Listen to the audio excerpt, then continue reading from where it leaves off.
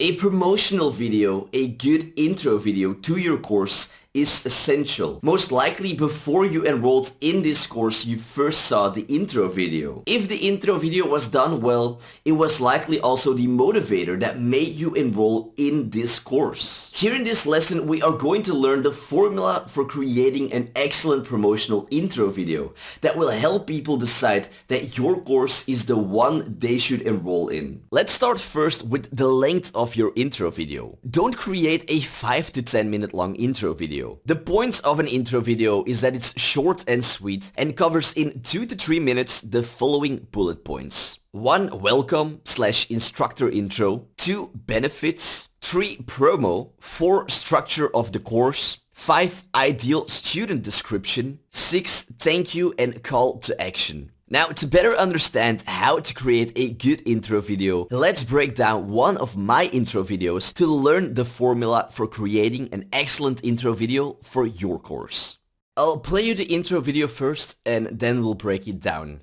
Hi and welcome to the ultimate post-processing and editing course for beginners. My name is Jellis Vaas and I am a professional travel and adventure photographer, and I hope that you are ready to take your photos from this to this.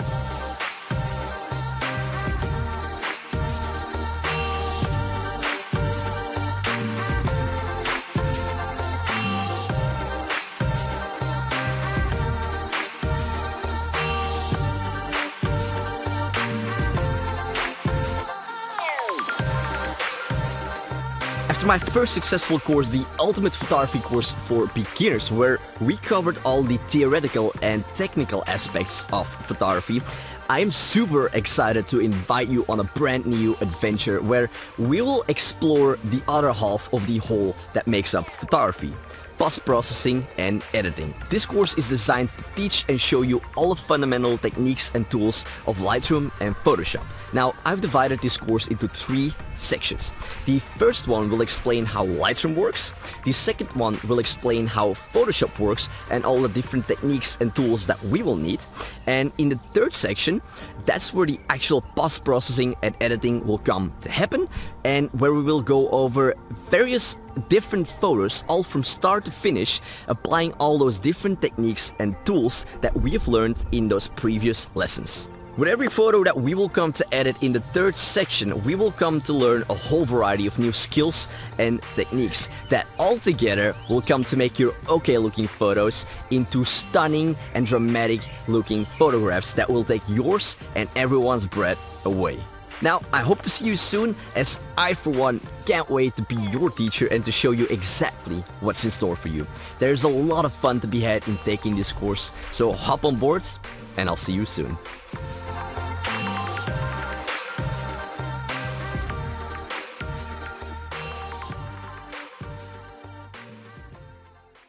Okay, let's play it again, but this time I'll break the video down to show the formula. Let's play the first part. Start your video off with a short introduction of who you are and why you are the right teacher to teach this topic. Here you can either tell them who you are and the experience you have with the topic, or if you don't have the years of experience, the passion you have for teaching this topic and why you started with it. Next, list the benefits of the course. What will be taught? Briefly go through a couple of the lessons that will be covered in your course, so people watching your intro video can have a small taste, a little snippet of what is to come and what they will learn. Now, as you might have noticed the first time I played this intro video, there is a small moment where I also promote my other course, my beginner course in photography. Now, this is a bonus that you can incorporate in your intro video if you do have another course that you want to sell. Also, tie in that other course if it could help explain the subject that is being taught in this current course, so as not to create any confusion. This way, someone who is looking for a beginner course will not buy something that is for advanced learners. course, or simply something they aren't looking for. If a short promo moment for another course can be beneficial for people checking out that course, then do incorporate it in your intro video. It will benefit both the people checking out your course and you as well. You can then explain the structure of the course. As I do here, I let people know this course has 3 sections and what each section touches on. This can help to provide some extra clarity on how the course will work. Then let people know who exactly this course is for. Who is the ideal student for this course? Now here I could have possibly done a better job of telling people that. For example, I could have said, if you don't know much about post-processing and editing, this will be the course that teaches you everything. However, in this part, the message still comes across clearly that if you want to learn how to convert your photos into dramatic looking photographs, this is your course.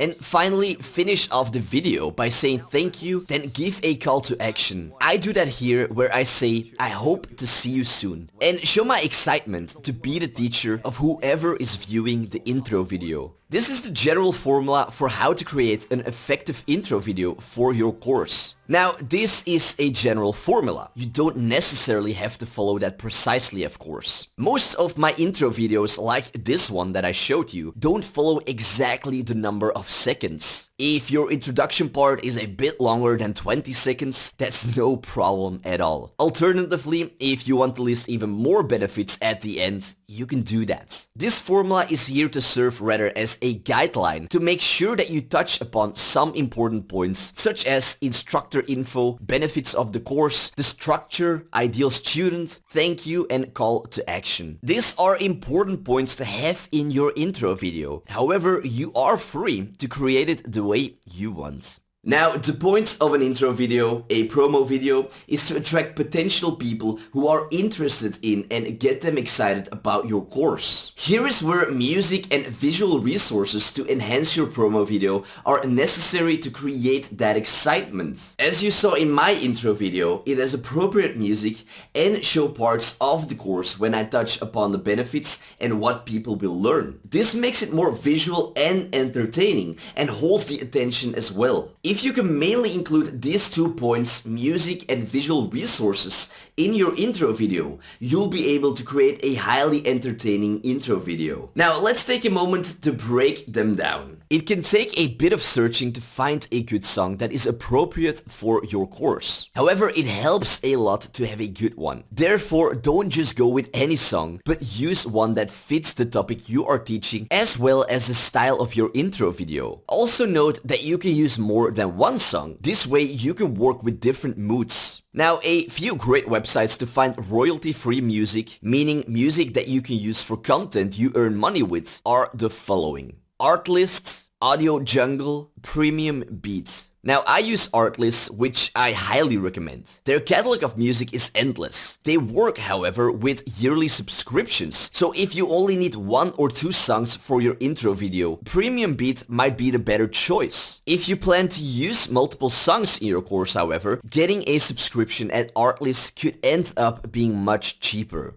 The intro video is often the last video I create when I make a course, simply because I can include content from the course in the intro video. I would highly recommend you do so as well. People already get snippets of what will be waiting for them in the course. This could greatly help to drum up their excitement, give them a better idea of what the course has to offer, and make the video more entertaining to watch. Now, don't rush when creating the intro video. While it's not a long video, put some reasonable effort and time in this to build it into something that genuinely excites viewers and makes them curious enough to enroll in your course. A good intro video significantly increases the number of students enrolling in your course. Moreover, it can indeed be the make or break factor if it isn't created well. If it's done well, following the guidelines you've learned here in this lesson, you'll surely have many more students enrolling in your course, and it'll drive your sales much higher.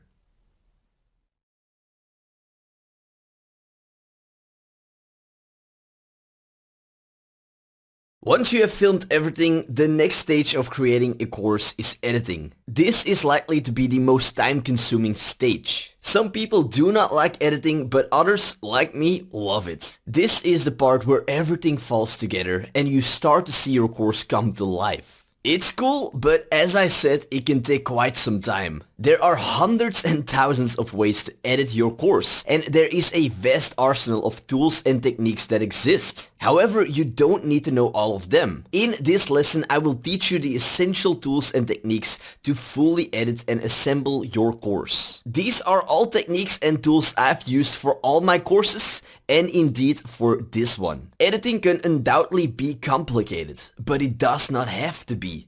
Let me show you.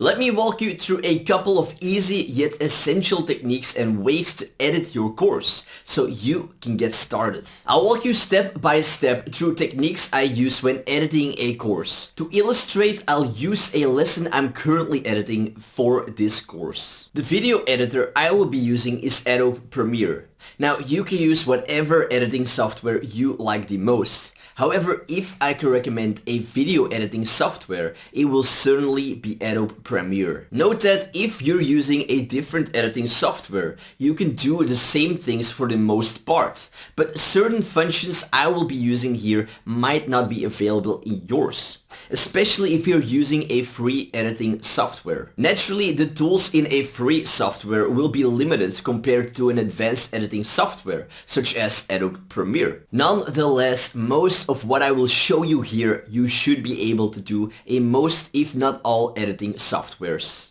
Now, I'm going to teach you the basic editing techniques that you'll need to completely edit your course.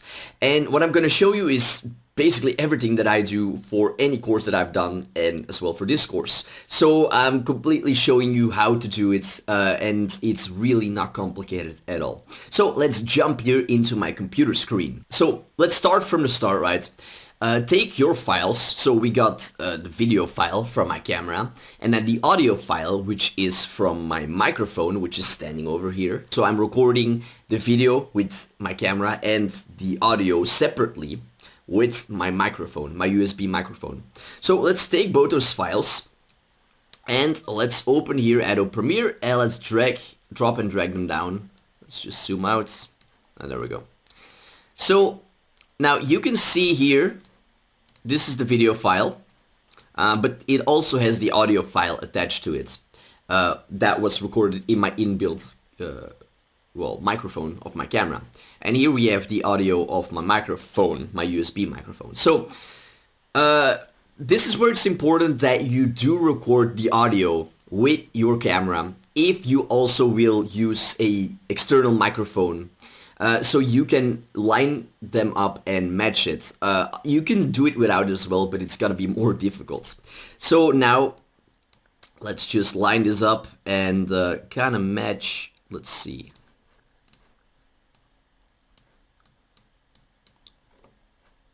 Let's take a moment here to line this up. Zoom in a bit more. Alright, let's just play. Now, once you've alright, so that is lined up, right? Now, if you want to unlink the audio from that video footage, just click on it, right click on it, and go here to unlink. Now it's unlinked. So now you can take this audio here and just delete it.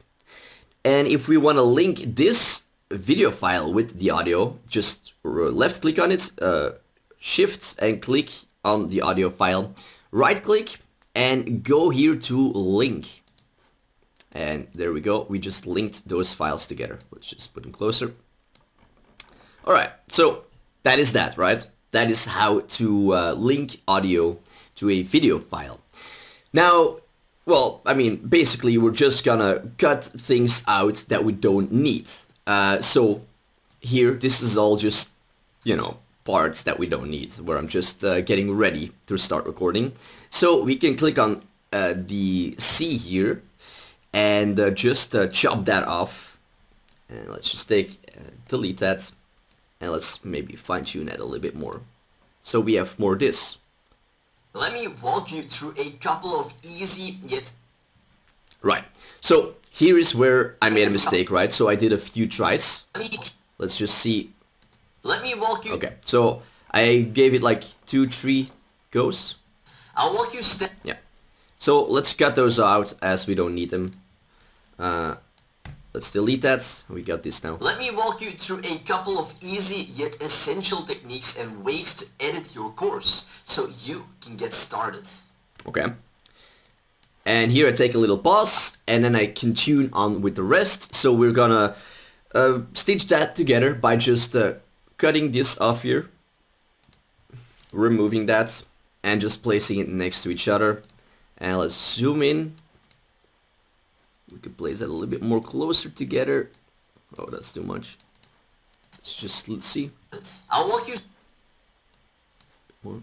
And ways to edit your course so you can get started. I'll walk you step by step. That's basically all that I will do for the rest here of everything that I've recorded. And you know, if you look at the rest of the course here, you will see that's how I edit the course here. I just stitch parts together where I took a little moment, a little break of silence. So I stitched that together. I'll walk you step by step. And as you can see, you don't really notice it. It smoothly flows together. So that's that. That's how to cut and stitch your course together. Now, if you want to, you know, add a course title, a course lesson title, as I do with each lesson, you don't have to do that, right? But I'm going to show you how to do it if you do want to do that. So let's click on the T for the type tool, and let's just click on here, and you can see we got a little box here. And now when you're editing, by the way, if you have scripted out your course or if you've outlined it, I would always open up and have your document, your document there where you've written your bullet points or the complete script of that lesson. I would have that open. So I'm gonna copy essential editing techniques and have it open so you can have an overview, right, of what you're editing and how to structure out your course. So gotta copy here the title, and let's open it, and let's just paste that. And that is our title now. So if we go here to the right by essential graphics, we have a whole range of options here of customizing our title. So here you can actually align your title, and this here is your horizontal center. So this is gonna make it horizontal, and here's gonna vertically center it. So, you know, if you want to have it in the middle, then click on both those two here. Now, a nice thing to do is to have some spacing between your letters. You again don't have to do this, but I'm just showing you of how I am actually editing this course here. So spacing, you can do that over here. So it's now on 0. Let's increase that to 100. And let's center everything again. And as you can see, there's some nice spacing in there. Now, from out of my lessons here in this course, you will also notice that with the beginning of a lesson, the course, the lesson title also has like a square box around it. To create that, it's really easy. Just click here and go here to the left to the pen tool and click on Alt and left click until you have the rectangle tool. Now go up to here and just click and drag until you have like a nice shape here. Now we don't want that to be filled with gray, right? So go here to Appearance and you can see Fill, unclick that. Now you have to click on Stroke if it's not clicked on. Here it was already clicked on. So if it's not clicked on, click on Stroke and it's set on 1. We're gonna increase that to 5. So as you can see, it's more, you can see it more clearly now. Now let's go up here to Align and let's align this as well. And basically that's it. If you click on V again, so you just have the normal arrow here and click on the graphic, you could edit this here and make it a little bit bigger or smaller, or, you know, put it better in position. And that's basically it on how to create what I've done in my course. Let's put this here in the beginning. Now let's take this and drag it here. Start. Now if you want to make a fade in and fade out effect, it's really easy. Just left click on it on the beginning here of this bar and right click and go to apply default transitions. Now you can see here, if we play now, it is fading in, and if you click here on this bar, you can actually make it longer if you want. Now the same can be applied here, so just click at the end and right click, apply default transition, and now we're actually making flowing it a bit more together. So let me walk you through a couple, and we can move this around, right? We can move it more like this. Let me walk you through a couple, and that's how I would do that. That are already a few basic things, right? Nothing too complex. And basically what I've shown, you can do it similarly in any editing program. Now let's go and cover a little bit on how to improve the video quality of your course. Now, first of all, you should of course try to optimize it through your camera and by having lighting, good lighting, so you don't have to do a lot. So it's more like fine-tuning in the editing program, like I'm going to do here now. So click on the footage, go here to Lumetri color and click on it. And here you have basic correction, so click on that as well. And here you can do some basic correcting actually of the shadows, the highlights, the exposure and all that. Maybe if your footage is underexposed, you can increase the exposure. Or if it's overexposed, you can, you know, decrease the highlights maybe, or the whites. This is all about more fine tuning, right? So the settings that I have here is I have blacks, I have that 2. Shadows, I have increased that here to 20. Highlights, I have decreased that to -5. And that's all of the corrections that I'm making here. Here on the left side actually, by the effect controls, if we scroll down, you have Lumetri color. Now you can click on this and toggle the effect on and off. So let's just see a before and after. So like you see, it's more balanced out. And that's really the goal by doing the basic corrections, to balance your footage out, to balance your video out. Now that's to do the basic corrections of video. But to set the mood, let's just unclick this and go here to creative. Now here you can apply LUTs, and LUTs stand for lookup tables, and any movie will use that. Now there are hundreds and thousands of LUTs to use. And I will in fact in the PDF resource file suggest a few websites where you can buy LUT packages, so you can insert them in Adobe Premiere, and even a few free options I will insert there as well how to install them. So you know how to do that. But Adobe Premiere comes with some LUTs already in there. Now I have a whole range of them that I've bought as well, and I have. And to show what a LUT, like every LUT basically looks different. Here is a little preview. So if we click on it, there's just every LUT just gives a whole different feeling to your video. And this is about finding one that fits your mood that you want to go for in your course. Now the one that I have is, let me just go to it, is the F8500. That's the one. That's the one that I've picked. That's the one that I use throughout this whole course. Now, the intensity is way too much. So, what I would suggest is to not go for 100% with any LUT, but decrease it. So I've decreased the intensity here to 35. And this looks way more natural now, right? And if we go here to the left again and unclick the effect here, you can see it gives more saturation and more of a punch in there of colors. So that's what this LUT has done and has set the tone of this course, making it a bit more warmer, more colorful. Now a last thing that you could insert in your lessons is music. Now in general I would be very careful with that, as it many times doesn't work really good. Basically because it's more distracting. There are parts, like for example the intro video, where you should definitely use music, or at least I think so, as it makes people more excited, and it's just like a short clip to make people excited, right? And music can definitely help in that.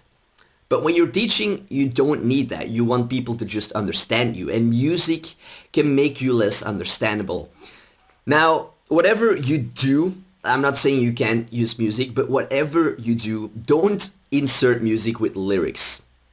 And the reason why is because lyrics, there are words in there, and if you're speaking and then there's like music with lyrics in the background, it's just confusing for your students. So if you want to use music, then insert music with just instrumental. Just use instrumental music, okay? Otherwise, it's just gonna be too much. Now, I've downloaded here just a clip. I'm gonna insert it here. This is not a good fitting music now. But basically to just show you, don't do this now, okay? Let me walk you through a couple of easy yet essential techniques and ways to edit your... Okay, so what I'm showing you is that the music is way too loud and that you can't hear me at all. Now, this honestly happens in YouTube videos, but also in courses, that the music is way too loud that you can't hear the instructor. Reduce it that it's just somewhere in the background if you want to use music, right? But make it that you can hear it, but at the same time not too much at all, that it's not distracting. So the way to do that is by right clicking here on the audio file and go to audio gain, and let's reduce the audio gain by 25 maybe. Let's take another go. Let me walk you through a couple of easy yet essential techniques and ways to edit your course so you can get started. So that's more what I would go for. You still hear it, but not distracting. So if you insert music, do it like this, otherwise it's not nice. It's really not nice to want to hear what your instructor is saying, but you can because of the music. Now, music in general doesn't work well for many courses. It definitely can though. Like in my travel photography course, I have made many lessons that I wanted to create more in sort of a short movie style. So I showed video footages of my travels while explaining what I was trying to teach them, my students, and having, because it was video footage of like my travels and landscapes and all that, I wanted to have like music, and it really fitted well together, and it kind of felt like short movies every lesson. But as I said, it was music with no lyrics, just instrumental, and the music was just there to be in the background. So people, my students, were still able to hear what I was saying. See if it fits for your course. In general, most courses, music, I would not insert it, as it doesn't really do much good for most courses, but there definitely are certain courses where it can definitely do something, as the example that I gave with my travel photography course. This is the process I follow when editing a lesson. Now that you know these steps, you can start editing your lessons to create this course of yours. Now, once you've edited your lesson, it's time to export it into a complete video. What are the best export settings? Let me show you.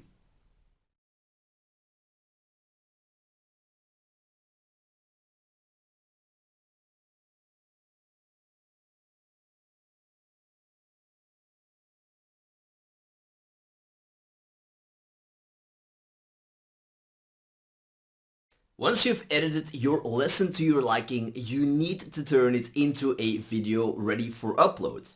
Now, in general, this is quite straightforward. Nonetheless, I do understand that this might be, for some and maybe for you, the very first time you'll be working with video editing software. Therefore, I want to show you how to export your video.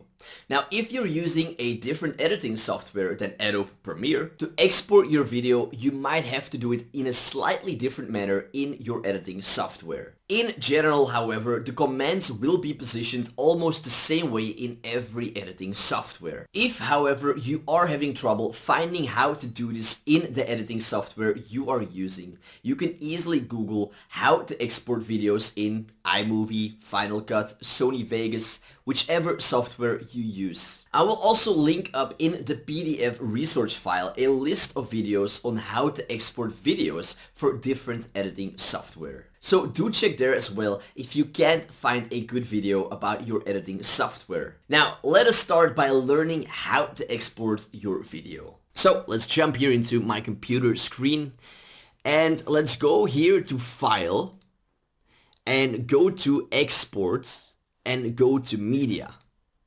Now once we're here in this screen, there isn't actually much that we have to do. Just be sure that the format is set to H264. Now maybe the editing program that you have might not show that format, then just set it to MPEG-4. Just, you know, to save you the headache, it's basically the same. This file format, H264, is the best file format actually, as it's high quality.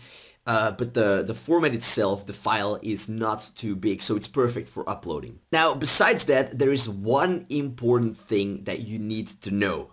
Now, here is something important to note. On the device you're using to record your course, be it your phone or an actual camera, be sure that you have the resolution set to 1920 by 1080. Why does this matter? There are many reasons, but one major reason is that if you want to export your video in FHD, which stands for full high definition, that will result in high video quality for every computer screen, you will need to record your video using a resolution of 1920 by 1080. Does that make sense? You can't export something in a higher resolution if you recorded it in a lower one. Therefore, before you buy a phone or camera, make sure it can record in 1920 by 1080. Now, when we talk about an actual DSLR or mirrorless camera, for sure they will be able to record in 1080. Just so you don't get confused, 1080 refers to 1920 by 1080, but it's commonly shortened and mentioned in this way. If you do want to double check if the DSLR or mirrorless camera you want to buy can record in 1080, you can Google the model and have a look at the specs. Let's take, for example, the Nikon D3500, a decent DSLR for beginners. Let's type in Google Nikon D3500 and add video specs. Here you can see that this camera can indeed record in 1080. Now let's do the same for a phone. Let's look at the Samsung S6. Type in Samsung S6 and add video specs. And as you can see, the Samsung S6 can record in 1080. Now, once you know that your camera or phone can record in 1080, you do of course have to switch it to this setting. Now, where this setting is found depends of course on your camera brand or phone brand. However, if you type in Google how to change video resolution on Nikon, on Canon, on iPhone, on Samsung, etc., you'll quickly find out how. Again, be sure this is done first before you record anything for your course. So once you've set the correct resolution on your device, you really don't have to do anything else but click on export. As you can see here, basic video settings. It automatically matched the resolution that I've set on my camera, so there's nothing here that I have to do. So you can just go and click on export and your very first lesson is exporting. And that's all that there is to it. And there we go, you have just exported your very first lesson, ready to be uploaded and put online for the world to see. Well done.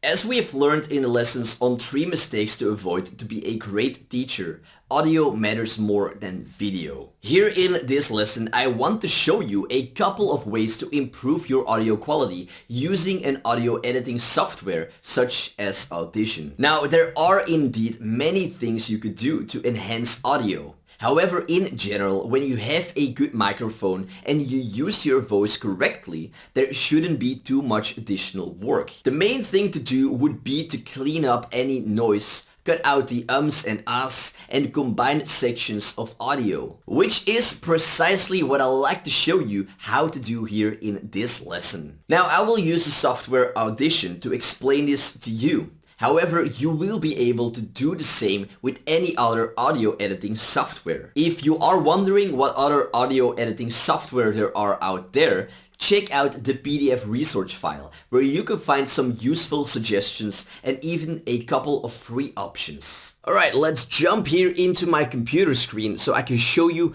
how to edit audio. So let's start off by adding an audio file to Audition, which is, here in this case, the audio editing program that I'm using. So this audio file here is for an animation for this course. So let's take it and just click and drop it into Audition. Now, whichever audio editing program you will use, the things that I'm gonna show you here are super basic, and it doesn't have to be complicated, as it will do what it needs to do to get good sounding audio. So if you use another audio editing program, you should be able to do the same things that I'm showing you here. Now, for any animations or illustrations, you want to clean up your audio. So there are probably a few parts where there's some ums or parts that are not smoothly flowing over yet together. Here in an audio editing program, you can do that. So I'm gonna show you how. Now, I'm gonna put my headphones on so I can hear well what I'm doing. And let's take a look here, right? Now, if you're wondering, basically the green here on the top, that's our voice, right? But down here, you can see the red. To explain this very simplistic, the bottom here, the red, is way more detailed to do more fine-tuning work. And when we are going through this here, you will see what I mean with that. So let me just play a part here. In the lessons to come, I'd like to show you some mistakes to avoid, what to pay attention to, and how to become a great and engaging teacher. Okay, so what we're going to do is clean out the audio. Now, here, this part here, we don't need that, right? So we can remove that. You can either click on the S to remove the sound, or you can click on delete to remove that completely away from the audio file. And we don't need it, so let's remove that. In the lessons to come, I'd like to show you some mistakes to avoid. Okay, and here you can hear me breathing. Now, in general, this is okay, but it isn't per se necessary to have it there. So we can remove that. And here you can see a much more finer way of the intensity of my voice, while here you can't. So therefore, like I said, here you can do way more detailed working. So if we want to remove that, let's just take that from there and let's click on delete. And let's play that again. Some mistakes to avoid, what to pay attention to. Right, it's much more smoother. I can show you before again. Some mistakes to avoid, what to pay attention. Right, it is much more smoother to remove that. So some mistakes to avoid, what to pay attention to, and here we're doing another breathing that we can remove as well. To pay attention. So let's do for the beginning. Some mistakes to avoid, what to pay attention to, and how to become a great and engaging teacher. As you can hear, if there are some moments where you're breathing, you can completely remove that out, as long as it sounds natural, of course. But it will sound much more smoother, actually. Now here, I took a moment to rest, and I'm tuning here, so we're going to stitch that together. So by just starting here, and let's go over here, and down below you can see here the moment when sort of my sound is stopping. So let's just cut it until here, and let's see. Aging teacher, creating a.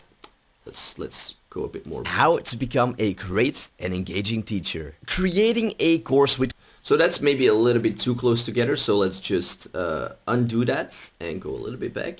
And if you're wondering on how to do undo, it's Control plus Z. great and engaging teacher. Creating a course with... So that's better, right? And there's a little part here, so you can see here, there's some unnecessary sound. Let's just remove that. To become a great and engaging teacher. Creating a course with quality audio, video, animation.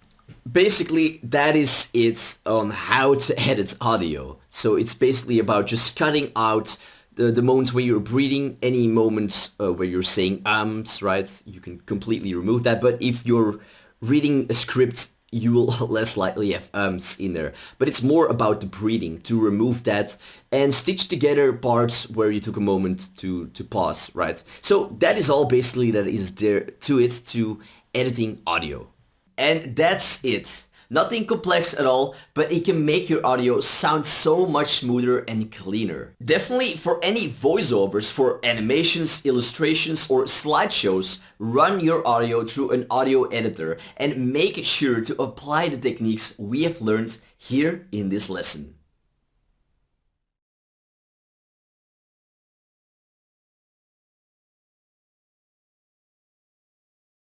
In the lessons to come, we will learn more about marketing strategies and ways to promote your course to further increase its success. For the next lesson, I will go through a handful of highly effective methods that have gained tremendous results for me in terms of increasing the sales and exposure of my courses. While there are certainly many more ways to market and promote your course, I want to share with you the strategies that I myself prefer to use and have experience with, because I know that these indeed work and are worth the effort. Promoting and marketing your course certainly takes time. Therefore, it is better to focus on a couple of ways that are worth the effort. Otherwise, you could be using up quite a lot of time and energy if you try out the hundreds of other ways to promote and market your course. This trial and error is something that I had done in the past, and I don't want the same thing to happen to you. So I'm sharing with you here in these lessons the exact same strategies that are worth devoting your time to in promoting and marketing your course.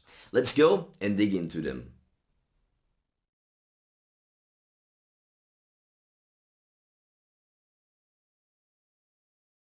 Another great way to attract more students to your courses is by having your own website. Your website is like your home base. First of all, it could serve as an excellent place for your students to learn more about you, as well as find ways to connect with you on other social media sites. But of course, if you want to attract new students to your course, your website could be an effective way to do so as well. Now, the way you can generate more sales through your website is by having people visit your website.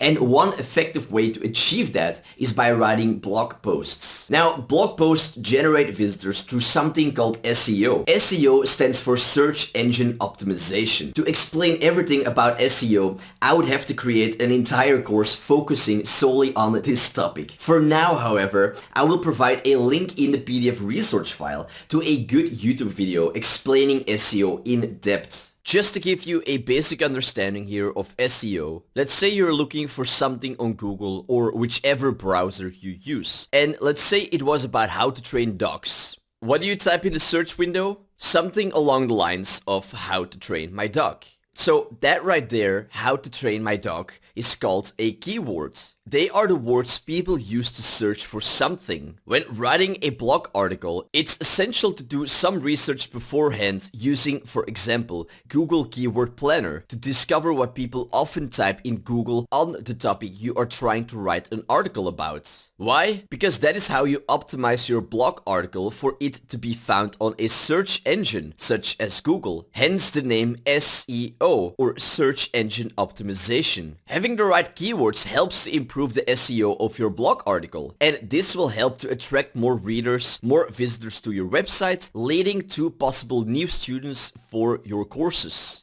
Now, knowing this, how can you turn your website into a funnel to generate more sales for your courses? Let's say you have created a course on dog training. By writing additional blog articles on your website about how to train a dog, you can include a link to your course somewhere in your blog and let people know that if they want to learn more, you have an entire course devoted to training a dog. Here, as with everything we talked about in this course, quality matters. It is better to write a high quality article once a month than a low quality one every week. Invest some time in writing great blog articles with excellent SEO and you will be able to consistently drive traffic through these articles to your course. Don't just write one blog article, but do several regularly. The more the better, but again, only if the content in the articles are helpful and of good quality. Now, the great thing, of course, with blog articles is that once they are there, they are there. That funnel is created and it won't disappear, leading all year long to new traffic directed towards your website and to your course.